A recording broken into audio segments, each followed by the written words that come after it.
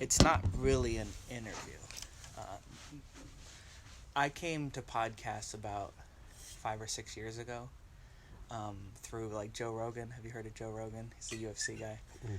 And a lot of like the comedy world, a lot of comedians have podcasts. Yeah. And what I liked about them was they weren't interviews. They were just guys sitting down with big personalities. Talking. Yeah. And it hit me the other day, like, this is the first time really, probably in human history, that we've had this little hack where you can listen in on someone else's conversation and them not know you're there.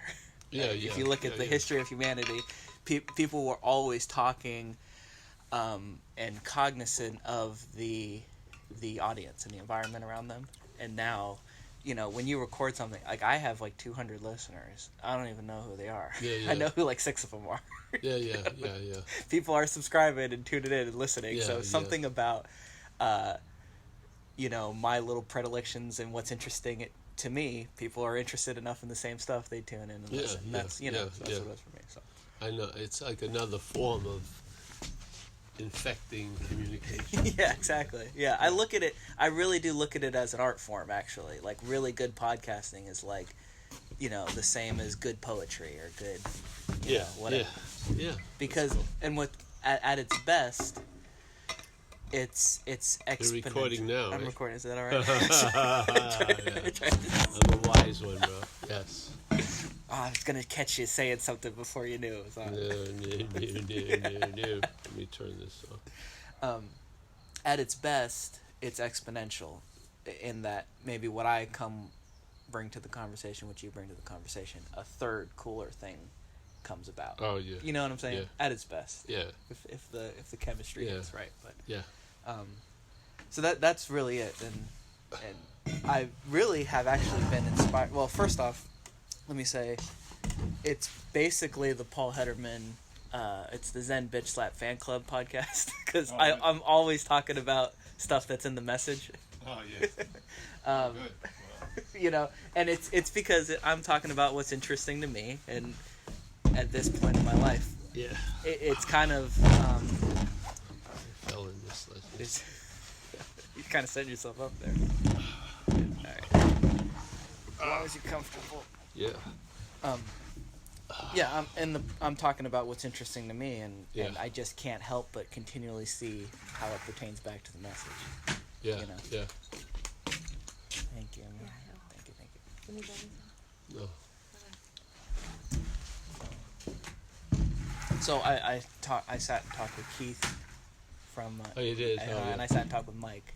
Oh, really? Yeah, and with Mike, I actually went over to his apartment in the city. It was really cool, and Keith, I met him at a cafe, and then basically. Oh yeah, I heard you brought better shit than you brought to me. I brought better. What did I bring? Tell me about it. Yeah. I might have brought the exact same thing. Oh, all right. Peaches. All right. So anyway, it's not a spiritual podcast. You want to talk about the Yankees? We'll talk about the Yankees. Yeah. You know what I mean? Well, they're winning. I don't want to talk about it. Yeah, you don't want to jinx it. No. They got the best record in the American League. I think so. What happened to Boston? They just fell apart. They won last year. Yeah. So they're saving money. Yeah, exactly. Probably. Money is a big thing. Yeah. Yeah, I think that's the case. They can rest on the World Series. Yeah, the Yankees look good this year. Yeah, they do. They might have a shot. Powerhouse. They need pitching though. But you never know what's going to happen. Yeah, that's what's kind of cool Red about Sox baseball. could win it too. They have good pitching. That's what's really I like in the spectrum of sports of kind of being able to come out of nowhere. I think baseball's really one where you could just barely squeak into the playoffs and then you get hot and because it's a team sport. Yeah, exactly. Like the NBA is more like who's if you got the best guy. Or the best few guys. They need like 3 now.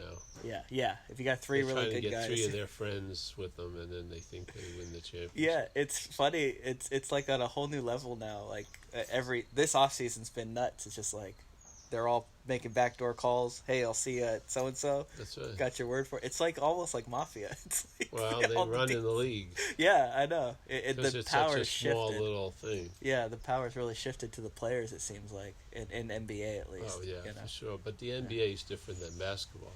Yeah, It's exactly. different than it's Absolutely. not basketball No, really. no, It's the it's its NBA own entity, exactly. because a lot of people's moves are not legal really. They Yeah, oh, take yeah. four Oh, steps or it's they do a lot of terrible. shit. They Yeah, palm the ball constantly because they're exactly. holding it for about 8 seconds while they look around.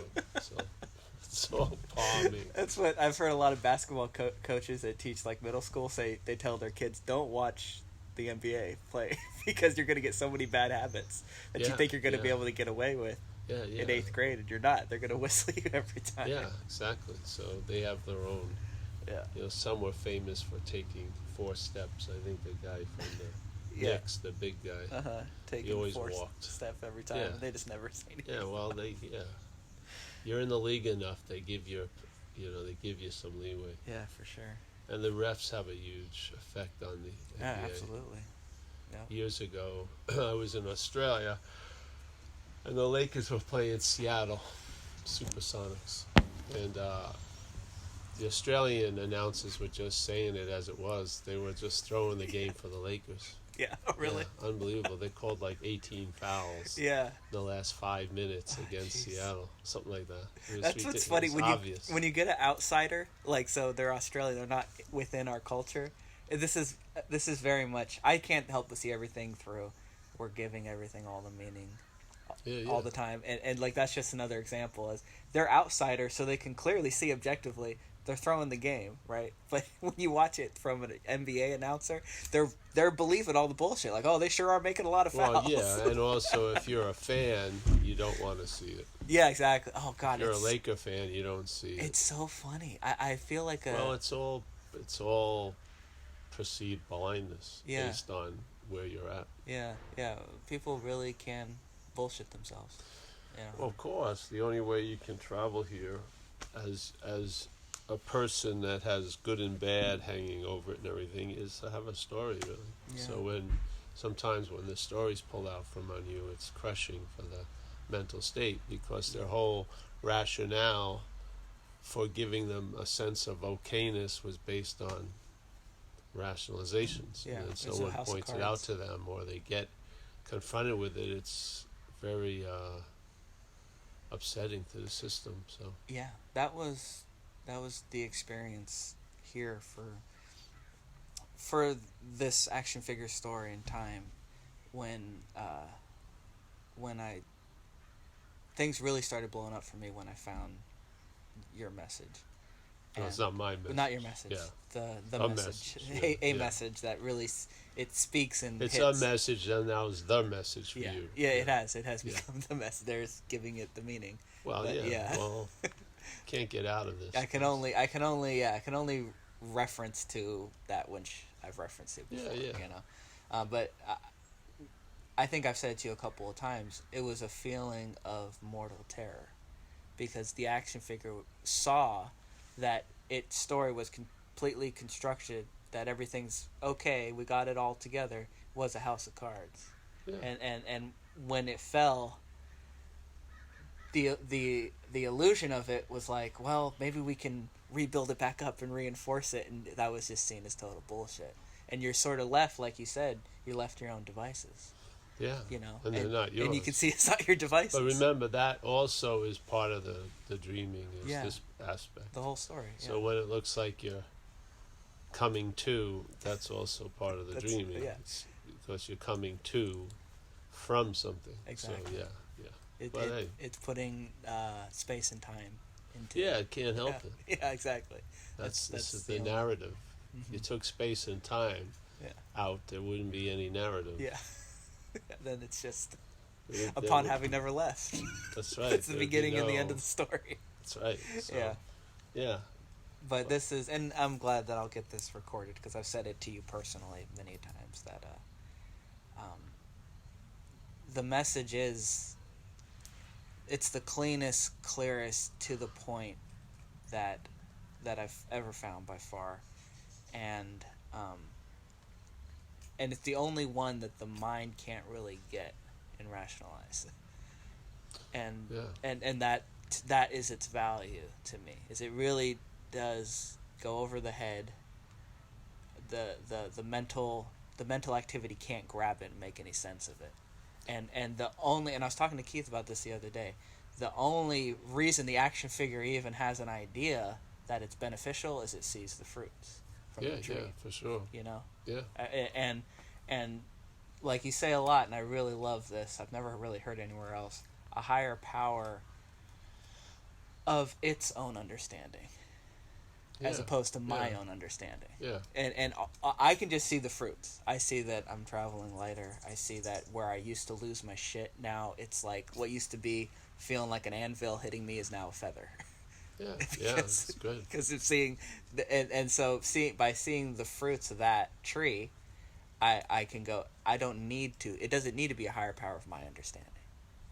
No. Yeah, because if it was of my understanding, it would be bastardized, and I'd be back in, you know, Well, you would be the higher power. exact God playing God. Yeah. Yeah. If you want the higher power to be of your own understanding, Yeah. you're the higher power. Yeah, that's Yeah, that's the thing. So yeah, it's like the default. You know, it's always going to play God, hmm even around God. So yeah, yeah. So you're in a way, it always wants to be the final arbiter. yeah, You know, the me that you're not. uh-huh. So, but I'd say this is more of an expressive, observational event, not a cause. Yeah. Yes, the action Yes. figure. I think the action figure expresses a lot of what can't be seen, you know, just dynamics and things, and wins, mental wins like greed and jealousy and anger and, you know, envy and all these things, and compassion and empathy and love and understanding, all those things. It has the ability, you know, all those can run through its wiring, and then it can observe the expressions. It's sentient, so it has a sense of observation, so it can observe it.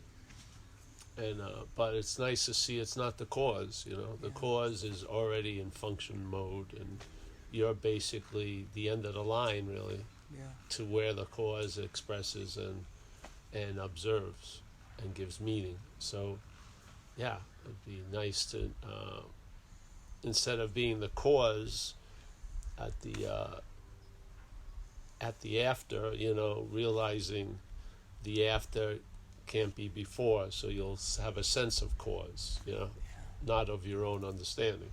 Yes. Yeah, that's why it's revelatory. So you find out through living about living, in a sense. Yeah. Yeah, yeah. So you entertain ideas. The ideas bear fruit. The fruit bring about a new understanding. You see things differently, or maybe there's the seeing of seeing things not differently. Yeah. So you see the whole system it's sort of seeing out red of the as red. system. Yeah. Yeah. So you have a little aperture where you're looking into the system from outside the system, Yeah. not trying to look out from the system outside the system. Yes. 'Cause that's just inside the system. That's more Yeah. inside the system. Yeah. So you just, and these, you know, hopefully they get established in time, and so they're reliable, and then, you know, you'll just your whatever working system we based on uh, instead of irritable restlessness and discontent as the basis, Yeah. there'll be an ease and comfort, Yes. not found but lived from. Yeah. Yes. Yeah, because we're always looking for ease and comfort. Yeah, but we're using agitation to try to find ease and comfort, which would be agitation, more agitation. So, but the ease and comfort becomes a basis. So, something subdued that wasn't subdued, seemingly. Yeah. And so there's a rest there, and then you just show up and see what happens. Yeah. Yeah, yeah. Yeah. And then, It simplifies things so much for me. well, yeah, because it doesn't see, if it's not about you, it loses Juice. its observational cherishing, so to speak. Yes, You know, yes. you just sort of lost interest in your own condition. Really. Yes. And There's a hummingbird right there feeding. Yeah. See, it just split. yeah, that's something else that if there's any sort of little skillful nuggets that I've heard in the talk that is sort of like just a mantra, a good reminder day to day. I love Upon Having Never Left. I wrote it. It's in my truck. I see it every morning before I leave for work. Upon having never left, like to start the day, right? Yeah. Because there's this feeling of, I have a really long commute. I drive to Redwood City from El Cerrito, right? So it's like about an hour in the morning, about 2 hours coming back. So there's a lot of driving, and there's this feeling of I'm going on this huge journey. That sort of little anxiety in your belly of like wanting to get home and making it there safe, and realizing that actually that's a story of time. Really, I'm here. The whole like, I don't have to get into the moment and work hard to be in the moment all day. There's a recognition that I can't be out of the moment. Yeah. So no matter where I'm at, in the chaos of the traffic, in the chaos at work of something's going wrong and people are, freaking out, in all of that, there is a foundation of rest. Yeah, and that's reliable. That's reliable. It's really the only reliable thing. Yeah. And that actually, when you're in the agitation of looking for. Well, you're not in the agitation. Exactly. That's the good news. Exactly. There's agitation. There is agitation. When there's an identification, when there's a claiming of that agitation, even if it finally finds what it thinks is going to be peace, it's immediately going to worry about losing the peace. Of course. It doesn't understand its agitation. It thinks it's you. Yeah. So a and it solid, thinks it's going to long-lasting, find independent no more, thing. Yeah. But it's agitation. Yep. So the agitation begets agitation. Yeah. Can't help itself. Yeah. Yeah. So if you were a dispenser of yellow, you're going to see yellow. Yeah. No matter what. And it's going to be always projected out there and then perceived as if it's real. And then there'll be stories about how great it would be if that yellow wasn't there, but the projecting of the yellow. Mm-hmm. So it's hard to get out of the system as the system. So you just see, and the idea on having never left, see, the feeling's already there. You have a sense of that, and then you find a sentence that captures it. Yes. So now you have something. It's sort of like a painting that came from another dimension. Now you can hang it on this dimension. Yes. So you see the painting on having never left, but the feeling was already there. That's why it triggered. Mm-hmm. See, you found the statement on having never left, but it triggered something that was already there. Operative. Yes. Yeah. And it just found a name here. Yeah. Yeah. So now it's sort of like a coat rack. You can hang things on it. Mm-hmm. Yeah, and comings and goings and stuff. So it's helpful. But Yeah. it's not the statement itself. It's just unless either it provokes something or there's something that was already provoked that finds meaning in it. I would say the latter is usually the case. Yeah.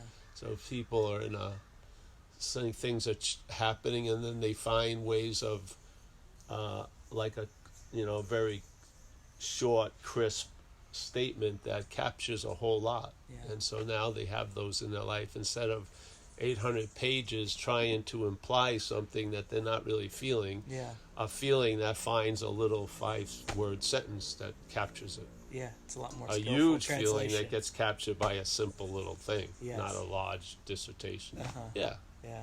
I think that's the way it goes better. Instead of trying to put something into the system, have the system change, and then it seeks to find statements that implies the change outside. Yep. It's already here. You Yes. just got to rummage around. And I would say, I don't want to make you feel self-conscious, but I would say you're a master of that, and of reinforcing. I was talking with Keith about, I don't know if we got it recorded, that, so for me, for some people it's music. Well, there's a mastery of that. There's a mastery of that. You're not a master. Yeah, Yes, sure. yes. There's a mastery because of, in time, there's been so much repetition that, like you said, like you talk sometimes about the hose. It's the water flowing through the hose has been so reliable and clean for so long that the hose has become a really good, clean conduit for it. Yeah, that's it. But the hose that's a noun. It's actually the process. Yeah. You're just painting a picture of that. Yeah, exactly. Yeah. But what I was going to get at was, some people it's music, maybe it's rock and roll, it's jazz. For some people it's painting, like you said, the painting from another dimension. You see it here, and then it triggers something. The thing that's always spoke to me has been, like Alan Watts, like he calls himself a stand-up philosopher. is hearing people have that have the message come through, that there's those hints of just like, oh yes, that feels true. I don't know why, but it feels Yeah, true. yeah. Like you were talking about the mantra, right? And for me, having found you, and going to the talks, you are like the John Coltrane of the message for me. Oh, That, cool, you, man. you know what I mean? Buy all its albums. Yeah, and I'm trying to. Have a nice collection. Yes, and it's like getting to come and see John Coltrane front row, once or twice a week. It's amazing. I feel so blessed. I never could have guessed in the dreaming that I would find this little community. Yeah. Yeah, It's great, yeah. it's if I would have written the script, like you talk about when people start getting sober, they say, in a year from now, what would I want? The year before I found you and the Sangha, the little group, I never could have guessed a year from now this is what I want. I couldn't have given myself that much. You know what I mean? Like maybe exactly. I'll meet one guy that I can talk with. Like Yeah, that was yeah. my host, but I found a whole community, and it's so simple and it's so chill, but it's I never could have seen it coming. Yeah. Yeah. Which is the coolest part of it. Yeah. Yeah, and so instead of trusting in the small self to be like, all right, I'm gonna go out there and get happiness for myself, there was a surrendering and a happiness that the action figure never could have guessed came about. Yeah. Well, the point is the idea of something reliable can be demonstrated by like a continual schedule. Yeah, That rain or shine, we meet usually exactly. for years and years. So there's a reliability in that. Yes. Yeah. Yeah. There's reliability. Wanted or unwanted, there'll be another video probably. Or some mic. Stop anytime soon. There's a reliability, which is, that's, in a way, what can happen here to best mirror that is, like consistency, Yeah. really, reliability. So, Yeah. there's a persistence of the message so that it can sort of swim through the current of time and the seeming forgetting. Yeah. Yeah, and so you just have it out there. I was saying to Keith the other day, and I said it to Mike too, that sometimes when I sit down for a talk, a couple minutes in, something will be said, and I'll just go, it's this feeling of, I'm home. Yeah. Just like a warm bath, kind of, Yeah. I'm home. And then instantly... Clothes optional, thank God. clothes. There's clothes on. And then the feeling that immediately follows that goes, oh, but you've been home the whole time. There was, course. you know what I mean? Yeah. So first the story comes in, of oh, now I'm home. I've Well, been the story lost. is you're not noticing that you're not home. Yeah. Yeah. So how it gets noticed is when you have a sense of being home, Yeah. and then that sense tells you it's always been the case. So it sort of takes the rug underneath the story. Yeah. See, the story is more assumed or implied or taken for granted. Yes. You're not saying, I'm not home, I'm not home, I'm not home. Yeah. It's just we're acting as if we're not home. Yeah? Yes. We're not, but the system is. Yeah? So It's habitual. usually you'll know the problem from the solution. So when you feel home, you realized there was a sense of not being home, which is bogus. It's a story. Yeah. But the story gets traction because it's unnoticed, really. We're just assuming it all, and we're resting on it, and we're looking from it instead of seeing it, So once you start seeing how the subtle reinforcement of what you're not that comes from looking for what you are that's like the having the new eyes to see things. So you see things that you weren't seeing before. Yeah. You know. Yeah, and it was always there, but it was always there. But just because you weren't seeing it doesn't mean it wasn't. Exactly. That activity wasn't going because there was a looking. See, the looking is a programmed blindness to a lot. It really is. Yeah. So we just nonchalantly, casually are looking from a blind position, so to speak. And so what happens is raw mind, starts becoming aware of that. And there's like an alert goes on, and even in the action figure. So the action figure comes to the point that it was believing something that wasn't so by having the relief from it. Yes. And you go, wow, wait a minute. Yes. And then you see that, like, the subtleness of the reinforcing of an insane idea that you could be out of the moment, that gets stoked by trying to get into the moment. Mm-hmm. So you see this whole little, because it's mechanical. So you see a move, and then maybe you see it 4 times, 5 times, and then there's a grokking or an understanding of it. The mind goes, what? And then now it can see it more easily. Yeah, and you can only see the problem from the solution. Exactly, yes. And now it's not like you don't get that relief of, seemingly being out to lunch and then realizing you're at lunch. Yeah. You're not out to lunch much anymore. Yeah. So it's gotten established. So yes. You're not coming to, wow, I was really out of it. You never get gypped. Yes. You're not out of anything. So you're just here. And so these results are based on let's say, on having never left. Yeah. Where the other results we're searching for are based on, we've got to arrive. Yeah. So it's like it's like shopping in a whole different section of a store, Mm-hmm. This section is expressing, gratitude because you have everything you need. This other store is looking, seeking, and like that. Yeah. They're both the same store in a way. Which it's just the consumer walking in. Yeah. If the consumer walks in on having never left, it's not going to get a massive Costco cart. Yes. It's going to look around and maybe can express here and there. I was listening on the way over to the one you did in British Columbia. I think it was the last one where you were talking about going to the Oriental rug place. Oh yeah, the Turkish, the Turkey one. Yeah. And you were like, I have an immunity. They could be master salesmen. They I don't have a floor. That's right. I don't have a floor, so why would I get a rug?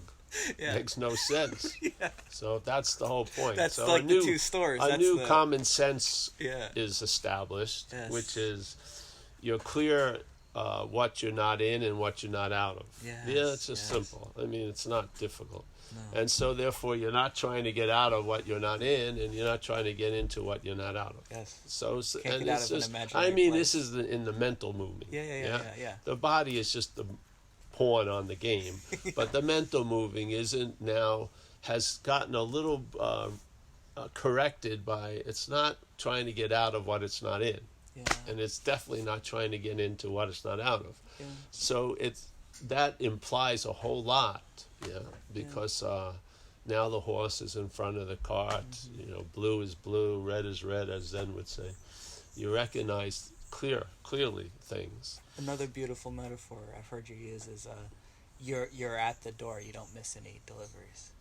Exactly. Yeah. You're not in the back 40 of yesterday and tomorrow. Yeah. You're here. You're here. So, so like it or not, is there to be, like it or not, you're the alpha and the omega point of here. Yeah. You can't get out of that role description. How much you deny or wish it was otherwise. It's not you denying his head. So it's not about, I've got to stop denying that. No, just see you're not that which denying it. Yes. Then there'll be a loss of interest in the denying of it, and then there'll be the interest maybe on the affirmative side. But it's not like I'm setting off on a course. I'm going to stop denying that. I'm going to start affirming that. No. It's not that. It's seeing you're not the one who denies or affirms.